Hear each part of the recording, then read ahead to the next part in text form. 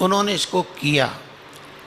बालकपन से ही जब उनको बोध हुआ था, 15 वर्ष की अवस्था से दादा गुरु ने बुलाया था आंवल खेड़ा के उस छोटे से घर में। आपने पढ़ा होगा उनके विषय में, लेकिन जो पीछे आए हैं ये गुरुदेव के विषय में शायद नहीं जानते, इनको संयोग भी नहीं मिला कि उनके दर्शन करते।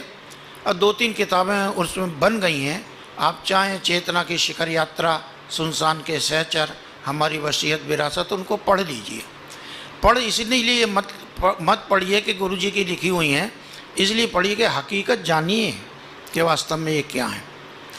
उन्होंने कहा था कि जब मेरे कमरे में गांव था, बिजली तो थी नहीं, अचानक प्रकाश हो गया। आंखें बंद थी और ऐसा प्रकाश, आंखें खोली तो प्रकाश ही प्रकाश। ये क्या हो गया? डर गए, वो ये प्रकाश कहाँ से आ गया? धीरे धीरे वो प्रकाश आकृति में बदला और गुरुदेव अपने सुबह सुबह की जो आप सुनते हैं अमृतवाणी, उसमें कहते हैं पहले तो हमें डर लगने लगा ये कौन है, लेकिन बाद में भरोसा हो गया कि ये हमारे कई जन्मों से जुड़े हुए गुरु हैं। उन्होंने गुरुदेव को बुलाया था हिमालय, और वो गुरु पूर्णिमा का पावन दिन था जब गुरुदेव हिमालय गए। वहाँ गुरु के दर्शन हुए और गुरु ने 3 जन्मों का उनके वृत्तांत दिखाए। गुरुजी कहते थे जैसे सिनेमा का पर्दा चलता है, एक शिला के ऊपर वो 3 जन्म चल रहे थे और मैं केवल हाँ हाँ हाँ हाँ इतना बोल बातें ही कहा था। तुम्हें 3 काम करने हैं, आप सब जानते हैं और सब पढ़ें। मेरे भाई प्रवचनों में इसको रिपीट करते रहें।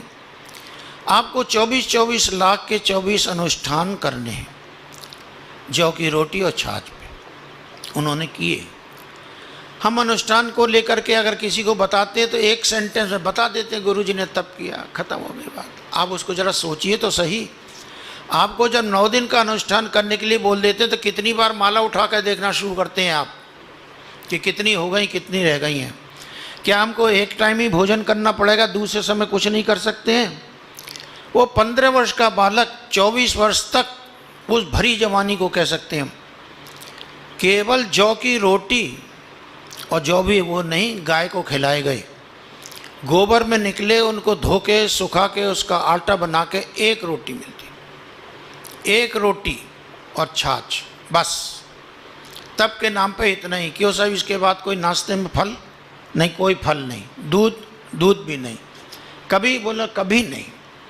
उन्होंने वो तप किया है।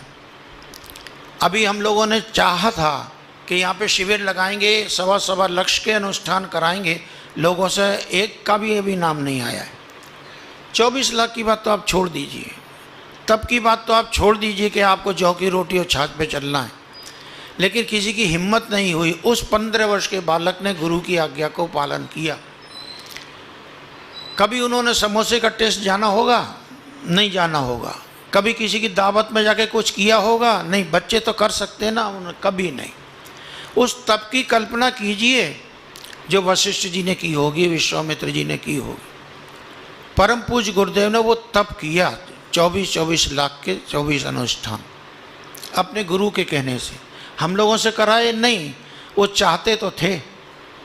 वो चाहते थे कि थोड़ा सा अंश तो हमारे अंदर भी आना चाहिए। पिता का रक्त कहीं बच्चे के अंदर दिखना तो चाहिए। इसलिए कई बार सामने का हिस्सा बनाने के बाद उन्होंने पीछे कभी बनाने का सोचा ही नहीं। हम लोग शुरू में कहते थे थोड़ी सी ज़मीन इधर ले लें, थोड़ा इधर कर। नहीं बेटे, हम लोग यहाँ रहेंगे नहीं, हम लोग तो हिमालय के हैं, हिमालय जाएंगे और तुम्हें सबको भी वहीं जाना है।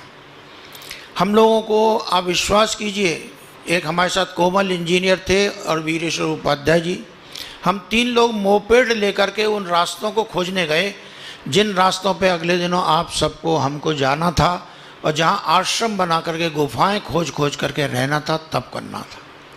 हम ढूंढ ढांड के रास्ते आए, पैदल मार्ग कौन कौन से हो सकते हैं। इधर गुरुदेव ने जो आए हुए लोग थे उनको सब महत्व बताया, क्या क्या करना है, कैसे करना है, एक भी तैयार नहीं हुआ। किसी भी व्यक्ति ने ये हिम्मत नहीं दिखाई, बोले साहब आजकल कौन करता है, तब छोड़िए इन बातों को, और कोई काम हो तो बताइए, ये सब छोड़िए। लौट के आए तो हम लोग खुश थे, बहुत सारी जगह देखी थी, इन सब जगहों को बताएंगे। तो गुरुजी बोले तुम्हारी रिपोर्ट पीछे है। फिर मेरी सुनो, सुनाइए। तुम्हारी योजना कैंसिल। हाँ, क्यों?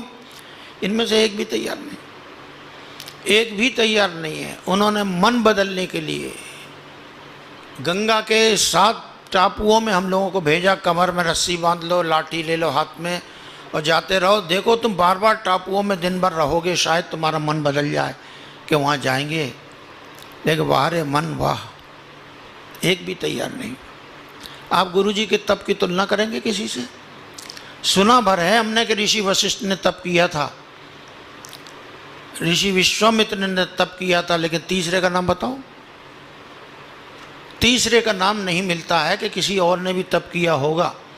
तो बाबा ने तप किया है और हकीकत में तप किया। आप पूछिए, क्षेत्रों में जाके लोगों से कहिए माला जपना तप नहीं है, एक टाइम का भोजन कर लेना तप नहीं है। उन्होंने क्या किया है तप में देखिए। उन्होंने इतना तप किया, इतना तप किया कि अपने शरीर को तपा करके कंचन सोने जैसा बना दिया। वो मनुष्य से देवता, देवता से भगवान बन गए इस तप के माध्यम से। उन्होंने इसका लाभ दिया। हाँ, लाभ दिया है, मैं बताऊंगा आपको एक एक करके। दूसरा काम उनको साहित्य सृजन का दिया गया। क्यों? साहित्य तो इतना सारा लिखा हुआ है, कहाँ लिखा हुआ है? ये तो हम भी इस मिशन से जुड़ने से पहले जानते नहीं थे कि वेद कहाँ हैं या कितने हैं। उपनिषद का तो नाम ही नहीं सुना था, पुराण जानते नहीं थे। वो तो सौभाग्य है कि इसकी लाइब्रेरी में यहाँ देखने के बाद हम कह सकते हैं कि वेद मेरे घर में रखे हैं, पुराण मेरे पास हैं, देखा है। अगर गीता प्रेस गोरखपुर नहीं होती तो आपको ये भी देखने को नहीं मिलती। भगवान श्री कृष्ण ने गीता में क्या कहा, अर्जुन से क्या नहीं कहा, ये कौन जानता है?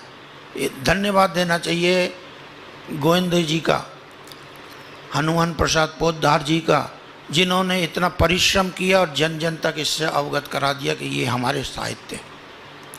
इसके बाद ख़त्म हो गया। बीच में भी वो डूबने वाली थी गीता प्रेस, वो कैसे उठ गई है, उठ रही है। पूज्य गुरुदेव को दादा गुरु ने यही कहा कि संस्कृत में लिखे हुए ये शास्त्र हैं, इनमें भी चालाक लोगों को पैसा दे दे करके लोगों ने इसमें कुछ ऐसा भर दिया कि आप भ्रांति हो जाएंगे। मनुस्मृति को लेकर रोज़ पार्लियामेंट में उल्टे सीधे बयान आते हैं, ऐसा कह दिया, वैसा कह दिया। ये देश संगठित था, एकजुट था, और यही कारण था कि ये चक्रवर्ती सम्राट बना।